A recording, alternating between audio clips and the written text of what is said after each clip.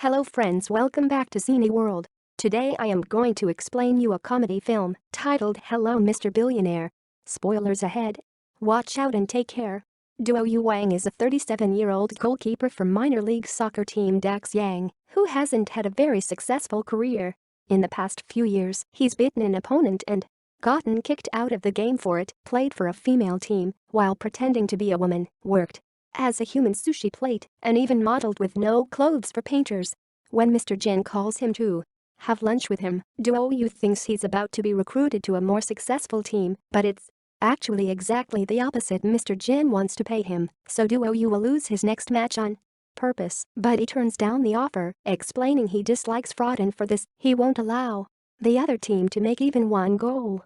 When the day of the match comes, however, Duo Yu gets cocky and distracted after catching just one ball, allowing the opposite team to score 5 goals against him. The other team's players even throw him up in celebration for having lost so easily to them. After being kicked out of the team, a depressed Duo Yu doesn't want to leave his apartment, but his teammate and best friend Qiang Zhuang visits him and drags him out to take him to talk to the coach, promising he'll get his job back. His plan doesn't go well, though the coach has no interest in taking Duo Yu back and thinks the dog is already a better goalkeeper than he ever was. When Qiang Zhuang threatens to leave if Duo Yu isn't welcome back, the coach laughs and lets him go, considering losing both of them at the same time a great thing for the team. On their way back home, when stopping the car at a red light, a traffic racketeer pretends to have been hit by them. Since he refuses to admit he's acting, Duo Yu and Qiang Zhuang grab him, bump him against the car a couple of times, and even use his body to clean the car window. A young woman Xiaozhu suddenly sees them and calls them bullies, recording everything with her phone and calling over more people to be witnesses, not believing the racketeer explanation since she caught them with their hands in the cookie jar. This lands both of them in jail. The one to pay for their bail is Mr. Jin, who tells Duo Yu he isn't actually involved in the soccer business and their meeting the other day had only been a test. He takes them to his office, and after telling Qiang Zhuang to wait outside, he introduces Duo Yu to Mr. Yin and Mr. Lai of Guangming Trust Fund. The three men explain to Duo Yu that his grandfather had a brother that fell out with his family and lost contact, causing everyone to think he was dead, but actually, he only passed away last month. Duo Yu is the sole heir to his fortune, but to be able to receive the money, he has to pass a test, which his second grandfather explains through a video he recorded before dying. Duo Yu must spend 2 billion yuan in 1 month, and if he's successful, he'll receive the rest of his second grandfather's money, 30 billion yuan. There are some conditions though. The money must be spent legally, he can't have any assets left at the end of the month, he can't get gifts or give money to charity, all money must be spent on himself. He can hire up to 100 people, but he must accept the service they provide. He can't destroy any valuable stuff he could buy, he can't bid up to excess the prices of the market, and he can't tell anyone of this game. In case his grandson can't take the challenge, the old man has added a coward clause. Duo Yu has the option to take 10 million yuan and leave as if nothing happened, which means the fortune would stay in the trust fund for Mr. Yin and Mr. Lai to use, or accept the challenge, which could leave him with nothing if he loses. Duo Yu takes the challenge, so Mr. Jin informs him he'll be monitoring him for the following month to make sure he follows the rules, and assigns one of his company accountants to him to keep track of his expenses. This accountant turns out to be Xiaozhu, who doesn't want to work for him after what she saw on the street, but Duo Yu decides to hire her anyway as revenge for sending him to jail.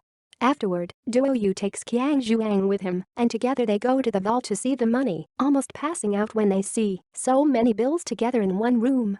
On their way out of the bank, with bags full of money, Duo Yu already starts spending it by hiring all the guards working, thereby promising them excessive salaries. After renting some cars as well, Duo Yu goes to see his old soccer team and informs them he'll be renting them and a team from the major league, the Hangtai, to play against them in the future after he's done repairing the whole stadium. The team doesn't believe he's rich now and laughs at him, so to make his point, Duo Yu makes an excavator come over and drop a bunch of money in the middle of the soccer field.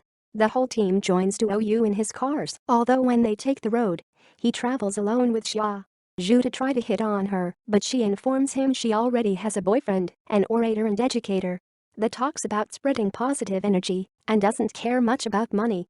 Shortly afterward, they make it to a very fancy hotel that requires membership, but Duo Yu simply talks to the manager and offers him extra money to allow them to rent the entire hotel for the whole month. And seeing the insane amount of money he offers, the manager accepts before taking them to the dining room for a celebratory banquet.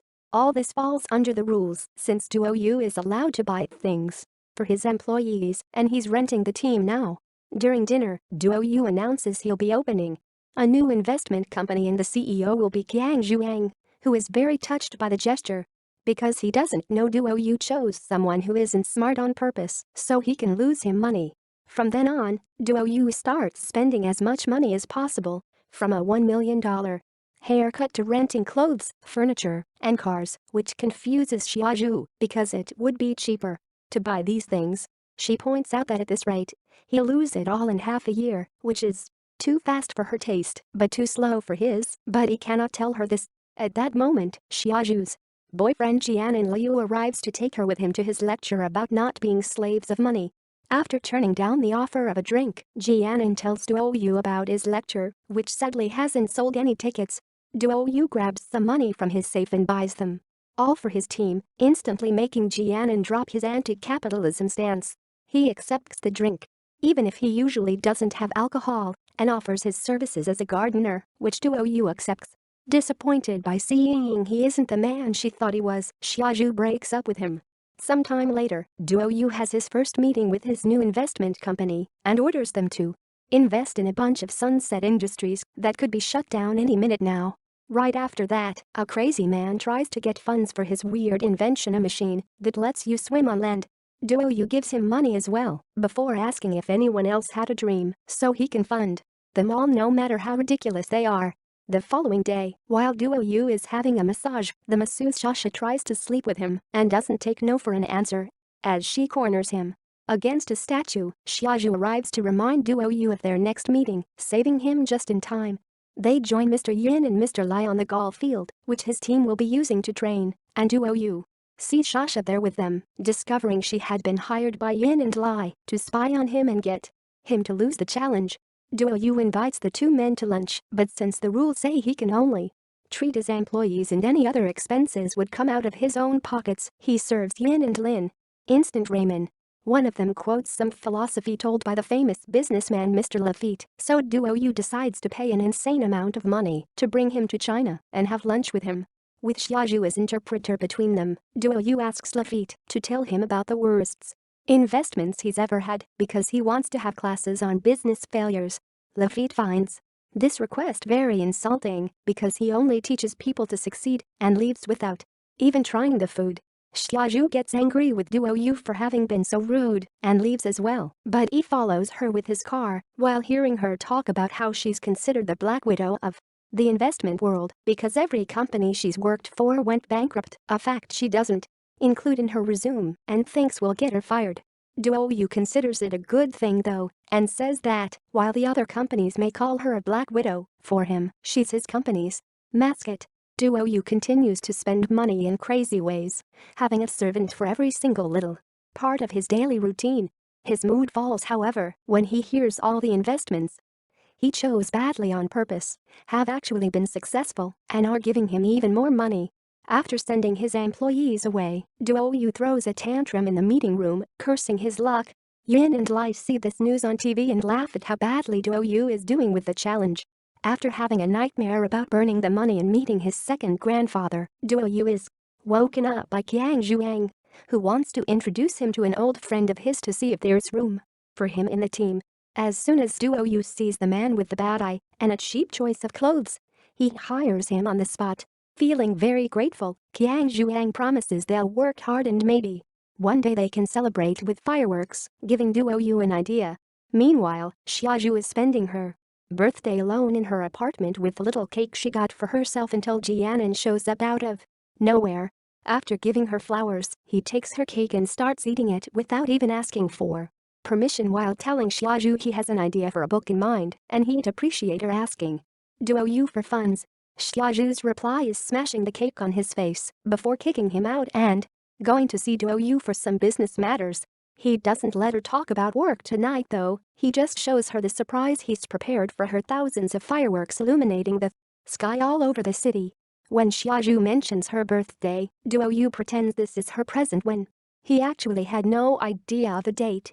While she is quite touched by the gesture, she still tells him they can't date because they're from different worlds and she'll only see him as an uncle or brother. Sometime later, Xiaoju discovers there are posters with her face all over the city that Duo Yu has put up to convince her to give him a chance. There also are ads on TV and the radio asking for the same thing. This puts the attention of the public on her, who follow her around to take selfies with her. She calls Duo Yu to take care of the problem, but he just invites her to a concert instead of listening, so Xiaoju hangs up on him and takes a taxi while hiding her face. When the driver stops the car at the red light, the same traffic racketeer from the other day shows up and pretends to be hurt again, making Xiaoju realize Duo Yu hadn't been lying after all. Seeing him with new eyes, she arrives at the hotel and accepts Duo Yu's concert invitation, saying she'd like to know him better. The concert turns out to be a private affair in the hotel with her favorite singer. After dancing and taking pictures with him, Duo Yu takes Xiaoju out for dinner, then they play soccer with some kids at the park and have a lovely walk together by the river. Meanwhile, Yin and Lai call Jianan and hire him to help them make Duo Yu lose the challenge. Speaking of Duo Yu, he falls under more stress when he sees his soccer team partying instead of training, and Qiang Zhuang informs him the company has made another billion. After punching his friend, Duo Yu throws himself into the swimming pool to calm his nerves, and while remembering everything he's learned so far, he gets an idea. After getting Mr. Jin's approval, he makes a special presentation at the mall announcing his new project of that insurance program. You only pay 1 yuan for it, and the company will pay you back for every gram you may lose. The program is a success, which drives Yin and Lai crazy, but they can't do anything about it because, as Jen explains, insurance is a legal business. And what Duo Yu came up with is technically not charity. A huge amount of people sign up and start exercising all over the city, sometimes under the guidance of Duo Yu himself. Gyms are crowded, and people begin to use alternatives like normal stairs and even the land swimming machines. This project earns Duo Yu an award as Humanitarian of the Year, and when he goes up to the stage to receive it, he tries to explain he's not doing this to help people but because of business reasons, but nobody takes him seriously. When the day of the soccer match finally comes, the players of the Hangtai team promise they'll break a record and make a 2-digit number of goals. Most of the stadium is cheering for them, while Daxiang only has a small section of fans among the crowd, but they still manage to make a big entrance by arriving in helicopters. As soon as the match begins, Qiang Zhuang pretends to be hurt, so the most important Hangtai player gets red-carded, giving them an advantage of 1 extra player. Sadly, this isn't enough, and during the first half, Hangtai scores 8 goals while Daxiang makes 0. Duo Yu thinks they should at least stop them from scoring 2 digits to keep some dignity, so during the second half, they try some ridiculous tactics like forming a circle of players around the opponent. This is still not enough to stop them from making the 9th goal, so the Daxiang goes for their last and most desperate strategy, putting all players in front of their goal to stop any incoming balls, even if they have to use their faces or groins to achieve it. Meanwhile, in the audience, Xiaoju finds Jianan and tells him his payments have been missing on the paperwork, which he has been doing on purpose to make it seem like Duo Yu is spending less than he is. Tired of hearing her defend him, Jianan finally tells her the truth about the game, claims Duo Yu is just using her, and tries to win her back, but Xiaoju hits him with her purse and leaves the stadium, intending to tell Mr. Jin about all this. Jianan chases after her, following her into some shady parts of the neighborhood. Back to the match, the Daxiang team is defending the goal to the point of bruises and bleeding. This determination earns the sympathy of the audience, who starts cheering for them, and even their coach tries to join the match when they run out of substitutes, but he slips on a water bottle and is out of the game before he can even do anything. Thankfully, having each other and their memories as a team together with the public's support is enough for them to hang on until the end and not let a single goal more happen. When the referee ends the game at 0-9, the whole stadium celebrates as if Daxiang had won, because stopping such an important team from reaching 2 digits feels like a victory. In the middle of the celebration, Duo Yu gets a call from Xiaoju's phone, but there's a Mysterious voice on the other end of the line telling him he's kidnapped his girlfriend, sending a picture to prove it. Duoyu thinks this is another plan by Yin and Lai, so he hires some criminals to make them confess, but they only admit to having hired Jianan to fake the bills, nothing else. Duoyu gets another call from the kidnapper then, showing him how he's pushing Jianan off the edge of a building and threatening to do the same to Xiaozhu if he doesn't pay 10 million before 6 o'clock. Duoyu now is in a difficult situation because if he pays to save Xiaozhu, he'd be breaking the rules of the game and lose his second grandfather's fortune. What he doesn't know is that this isn't real, it's the third and final test his grandfather left him. He has to prove he cares more about a human life than money. If he does, then he wins the challenge. Jianan and Xiaozhu are fine, and the kidnapper is just Mr. Jin, who believes in Duoyu and is sure he will come through. As the hours pass, however, Duoyu spends them drinking and singing at the karaoke and doesn't show up in time. At 6 o'clock, Mr. Jin and Xiaozhu get ready to leave, feeling rather disappointed, but when they're about to take the stairs, they find Duoyu crying with his bags of money, ready to exchange them for Xiaozhu's life. Mr. Jin congratulates him on passing the test and plays the last message the grandfather left for Duoyu, making him wonder how come he never got married or had kids when he was so rich. Mr. Jin reveals then he was the grandfather's significant other. Many months later, Duoyu and a very pregnant Xiaozhu come back from traveling around the world. Now, they've enjoyed themselves enough, they're ready to donate all their money, but they interrupt their paperwork process when they realize they need to keep at least some for their future baby. The couple starts making a list of things they need, and while it starts pretty basic, it becomes filled with enough extravagant things that will end up with them donating nothing. Thanks for watching. Please subscribe for more videos.